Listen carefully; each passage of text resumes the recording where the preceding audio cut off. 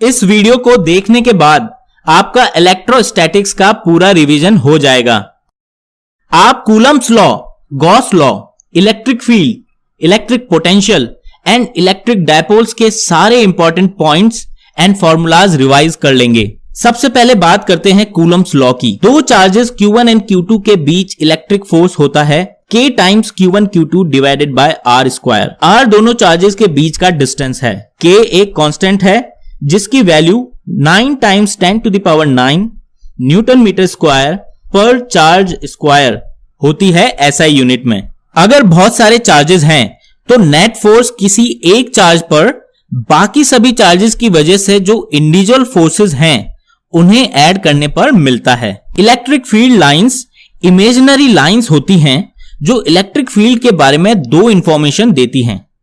पहली, electric field की direction. किसी पॉइंट P पर फील्ड की डायरेक्शन मिलती है उस पॉइंट से पास होने वाली फील्ड लाइन के उस पॉइंट पर टेंजेंट से। दूसरी बात, अगर किसी रीजन 1 में फील्ड लाइंस बहुत क्लोज हैं एज कंपेयर टू दूसरे रीजन 2 के, देन रीजन 1 में किसी पॉइंट A पर इलेक्ट्रिक फील्ड का मैग्नीट्यूड ज्यादा होगा रीजन 2 के पॉइंट B से। कोई भी चार्ज इन फील्ड लाइंस के अलोंग ही मूव होता है। दो इलेक्ट्रिक फील्ड लाइंस कभी इंटरसेक्ट या क्रॉस नहीं कर सकती।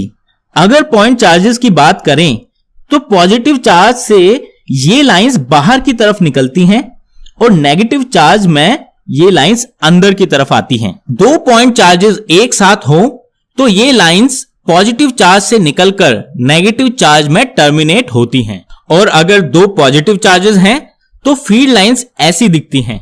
इलेक्ट्रिक फील्ड की वैल्यू दोनों के बीच में किसी एक पॉइंट पर, इस वाले केस में 0 होती हैं। सिमिलरली दो नेगेटिव चार्जेस की वजह से फील्ड लाइंस ऐसी दिखती है। अगर किसी चार्ज का मैग्नीट्यूड ज्यादा है तो उससे फील्ड लाइंस ज्यादा ओरिजिनेट या टर्मिनेट होगी एज कंपेयर टू जिसका चार्ज कम है। इलेक्ट्रिक फील्ड लाइंस कभी क्लोज लूप नहीं बना सकती हैं। Electric potential energy. Electric field अगर किसी चार्ज को पॉइंट A से पॉइंट B मूव करती है तो उसके द्वारा उस चार्ज पर किया गया वर्क होता है integration of dot product of force vector and displacement vector from point A to B, जहां पे ds स्मॉल डिस्प्लेसमेंट है, F फोर्स वेक्टर है and theta force and displacement के बीच का एंगल है।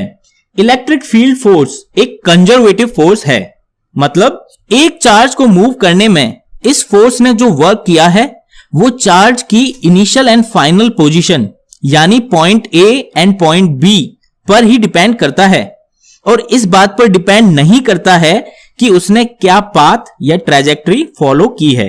कंजर्वेटिव फोर्सेस के लिए ही potential and potential energy define कर सकते हैं। पॉइंट A पर जो पोटेंशियल एनर्जी है और पॉइंट B पर जो पोटेंशियल एनर्जी है, दोनों का डिफरेंस ही वर्क डन होगा पॉइंट A से पॉइंट B के बीच में। लेकिन चेंज इन पोटेंशियल एनर्जी की बात करें तो वो होती है डेल्टा U यानी UB माइनस UA, जिसकी वैल्यू होगी negative of work done from point A to B। अगर वर्क डन पॉजिटिव है तो पोटेंशियल एनर्जी डिक्रीज होती है from point A to point B। दो पॉइंट चार्जेस के केस में इलेक्ट्रिक पोटेंशियल एनर्जी की वैल्यू होती है U equals to K Q1 Q2 divided by R, जहां R दोनों के बीच का डिस्टेंस है। अगर मोर देन 2 चार्जेस हैं तो टोटल इलेक्ट्रिक पोटेंशियल एनर्जी सभी पेयर ऑफ चार्जेस की वजह से जो इंडिविजुअल पोटेंशियल एनर्जी है उन्हें ऐड करके मिलती है। अगर 3 चार्जेस का केस देखें तो पोटेंशियल एनर्जी इस इक्वेशन से दी जाती है और मान लीजिए अगर चार्जेस 4 हैं तो पोटेंशियल एनर्जी इस इक्वेशन से दी जाएगी। इलेक्ट्रिक पोटेंशियल की बात करते हैं। Electric potential energy per unit charge होती है, या यूं समझें किसी यूनिट चार्ज को अगर पॉइंट A से पॉइंट B तक मूव करें तो जो वर्क डन इलेक्ट्रिक फोर्स ने किया है वो उन दोनों पॉइंट्स के बीच का पोटेंशियल डिफरेंस होता है। So potential at point A minus potential at point B equals to work done from point A to point B divided by the charge Q।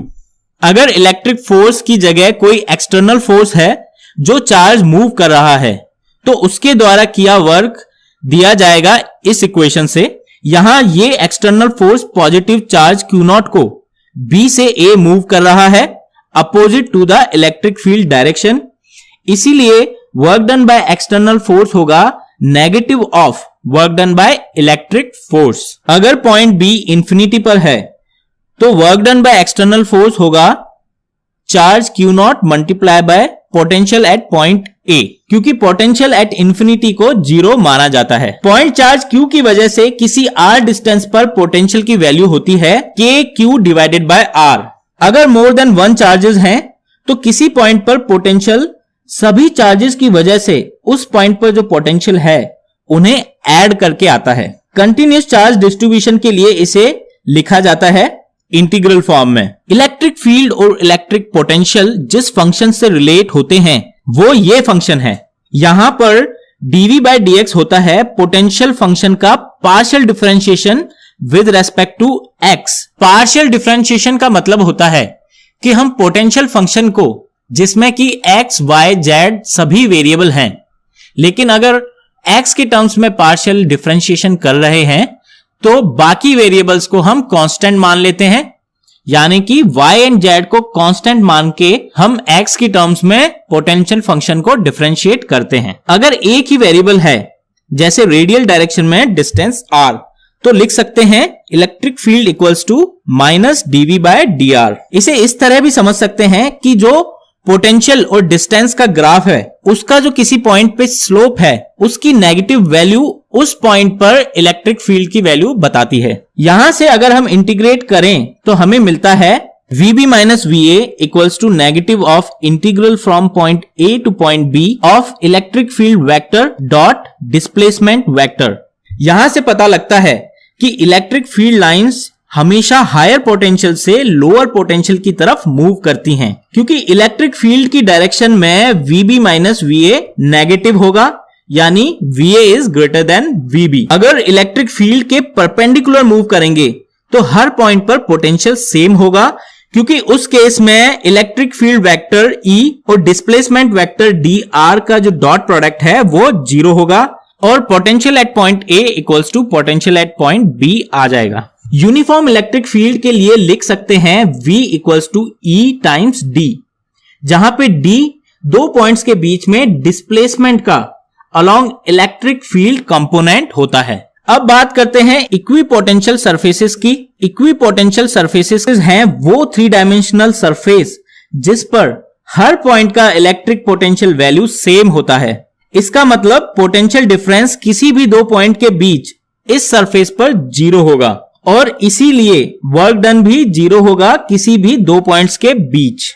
अगर वर्क डन 0 है मतलब इलेक्ट्रिक फील्ड हमेशा इस surface के perpendicular होगी। तो 2 points याद रखें, electric field lines equipotential surfaces के परपेंडिकुलर होंगी और इलेक्ट्रिक फील्ड की डायरेक्शन के अलोंग पोटेंशियल की वैल्यू कम होती जाती है। अब बात करते हैं इलेक्ट्रिक डायपोल की। दो इक्वल एंड अपोजिट चार्जेस जब हमेशा एक फिक्स डिस्टेंस से सेपरेटेड रहते हैं तो इलेक्ट्रिक डायपोल कहलाते हैं। हर इलेक्ट्रिक डायपोल का एक मोमेंट होता है जिसे P से डिनोट करते हैं। इसकी वैल्यू होती है P equals to 2A times Q, जहां 2A दोनों चार्जेस के बीच का डिस्टेंस है। इलेक्ट्रिक डायपोल मोमेंट एक वेक्टर क्वांटिटी है और ये नेगेटिव से पॉजिटिव चार्ज की तरफ डायरेक्टेड रहता है। अगर दो डायपोल मोमेंट्स को ऐड करना हो तो वेक्टर एडिशंस यूज करना होता है। यूनिफॉर्म इलेक्ट्रिक फील्ड में डायपोल पर नेट फोर्स हमेशा 0 होता है। नॉन यूनिफॉर्म इलेक्ट्रिक फील्ड में ये नॉन जीरो भी हो सकता है। अगर इस डायपोल पर टॉर्क देखें तो उसकी वैल्यू होगी डायपोल मोमेंट का क्रॉस प्रोडक्ट इलेक्ट्रिक फील्ड के साथ। उसका मैग्नीट्यूड होगा P times E sine theta. Theta equals to 0 and 180 degree पर टॉर्क 0 होगा और थीटा इक्वल्स टू 90 डिग्री पर टॉर्क मैक्सिमम होगा।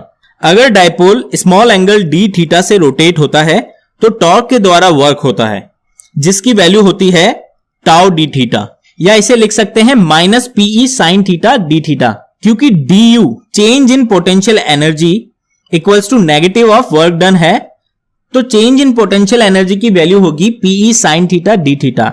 अगर डायपोल θ1 से θ2 रोटेट हुआ है तो इंटीग्रेट करने के बाद हम लिख सकते हैं work done by torque of electric force equals to PE times cos θ2 माइनस cos θ1। और अगर कोई एक्सटर्नल फोर्स टॉर्क लगाता है अगेंस्ट द इलेक्ट्रिक फील्ड तो उसकी वैल्यू इस वैल्यू के नेगेटिव होगी, क्योंकि थीटा इक्वल्स टू 0 डिग्री एंड 180 डिग्री पर टॉर्क 0 होता है और फोर्स तो 0 है ही, मतलब इन एंगल्स पर ये डायपोल इक्विलिब्रियम में होगा। ये इक्विलिब्रियम स्टेबल होगा या अनस्टेबल, ये पोटेंशियल एनर्जी की वैल्यू पर डिपेंड करेगा। थीटा इक्वल्स टू 0 डिग्री पर पोटेंशियल एनर्जी की वैल्यू आती है -PE। नेगेटिव वैल्यू है मतलब मिनिमम एनर्जी, इसीलिए इक्विलिब्रियम स्टेबल होगा। मतलब अगर डायपोल को स्मॉल एंगल से मूव करेंगे तो टॉर्क वापस डायपोल को थीटा इक्वल्स टू 0 डिग्री पर लाने की कोशिश करेगा। थीटा इक्वल्स टू 180 डिग्री पर पोटेंशियल एनर्जी की वैल्यू होगी P टाइम्स E। ये वैल्यू पॉजिटिव है, मतलब मैक्सिमम एनर्जी, यानी इक्विलिब्रियम अनस्टेबल होगा। अनस्टेबल इक्विलिब्रियम का मतलब है अगर डायपोल को स्मॉल एंगल से मूव किया तो डायपोल वापस उसी पोजीशन पे नहीं आएगा जहां पे थीटा इक्वल्स टू 180 डिग्री है, बल्कि थीटा इक्वल्स टू 0 डिग्री की तरफ मूव करेगा, जो कि स्टेबल इक्विलिब्रियम है। गॉस लॉ की बात करते हैं। पहले इलेक्ट्रिक फ्लक्स समझते हैं। फ्लक्स मेजर करता है कि एक सरफेस से कितनी इलेक्ट्रिक फील्ड लाइंस पास हो रही हैं। यह एक स्केलर क्वांटिटी है। Small surface area ds vector के लिए फ्लक्स लिखते हैं dot product of electric field and the surface area vector, या इसे इस तरीके से भी लिख सकते हैं E ds cos थीटा। इसे इंटीग्रेट करके हम टोटल फ्लक्स की वैल्यू निकाल सकते हैं। ds की डायरेक्शन सरफेस से आउटवर्ड की तरफ पॉजिटिव ली जाती है। अगर थीटा इक्वल्स टू 0 डिग्री है, या ये कहें कि इलेक्ट्रिक फील्ड सरफेस के परपेंडिकुलर है, तो टोटल फ्लक्स की वैल्यू होगी electric field times total surface area. और अगर थीटा इक्वल्स टू 90 डिग्री है, मतलब इलेक्ट्रिक फील्ड सरफेस के पैरेलल है, तो फ्लक्स 0 होगा। गॉस लॉ कहता है कि अगर एक हाइपोथेटिकल क्लोज सरफेस कंसीडर करें तो उस क्लोज सरफेस से पास होने वाला फ्लक्स होगा close integral of E dot ds, जिसकी वैल्यू होती है उस सरफेस एरिया के अंदर जो चार्ज है Q inside divided by epsilon not. Epsilon not एक कांस्टेंट है, यानी ये फ्लक्स केवल और केवल उस क्लोज सरफेस के अंदर जो चार्ज है उसी पर डिपेंड करेगा। अब बात करते हैं कंडक्टर्स की। कंडक्टिंग मटेरियल के अंदर इलेक्ट्रिक फील्ड 0 होता है, क्योंकि कंडक्टर्स में इलेक्ट्रॉन्स फ्रीली मूव कर सकते हैं, और अगर कोई भी इलेक्ट्रिक फील्ड अंदर एग्जिस्ट करती है तो वो इलेक्ट्रॉन्स पर फोर्स एक्सर्ट करेगी, और इलेक्ट्रॉन्स तब तक मूव करेंगे जब तक रिजल्टेंट फील्ड वैल्यू 0 ना हो जाए। अगर इलेक्ट्रिक फील्ड 0 है तो गॉस लॉ से कह सकते हैं कि चार्ज एनक्लोज भी 0 होगा, यानी अगर हम कंडक्टर को कोई चार्ज Q देते हैं तो वो उसकी सरफेस पर ही रहेगा, अंदर नहीं। फील्ड लाइंस की बात करें तो क्योंकि कंडक्टर के अंदर इलेक्ट्रिक फील्ड 0 है, इसलिए कोई फील्ड लाइन कंडक्टर के अंदर एंटर नहीं कर सकती। ये लाइंस कंडक्टर की सरफेस के परपेंडिकुलर होती हैं। अगर कंडक्टर पर पॉजिटिव चार्ज है तो लाइंस सरफेस से ओरिजिनेट होंगी, और अगर नेगेटिव चार्ज है तो लाइंस सरफेस पर टर्मिनेट होंगी। क्योंकि कंडक्टर के अंदर फील्ड 0 है तो अंदर के हर पॉइंट पर पोटेंशियल वैल्यू इक्वल होगी, यानी सरफेस पर जो पोटेंशियल वैल्यू है वो ही अंदर के हर पॉइंट पर भी होगी। अगर कंडक्टर में कैविटी है और हम एक पॉजिटिव चार्ज उस कैविटी में रखते हैं तो कुछ ऐसा होगा। Equal and opposite charge conductor की अंदर वाली सरफेस पर आ जाएगा, और इक्वल चार्ज सेम साइन के साथ आउटर सरफेस पर अपीयर हो जाएगा। इस तरह हमने इलेक्ट्रोस्टैटिक्स के सारे important points and formulas revise कर लिए हैं। आप अगर इस वीडियो को 2-3 बार देखेंगे तो ये पॉइंट्स आपको हमेशा के लिए याद हो जाएंगे। ऐसे और भी वीडियोस मैं आपके लिए लेकर आऊंगा ताकि आप हर टॉपिक का रिवीजन इजीली कर पाएं। नए वीडियोस डेली अपलोड होते रहेंगे, इसीलिए चैनल को सब्सक्राइब जरूर करें ताकि आपको हर वीडियो अपलोड की जानकारी सबसे पहले मिल जाए। याद रहे, सब्सक्राइब करने के बाद बेल आइकन क्लिक करना ना भूलें। Thank you for watching this video.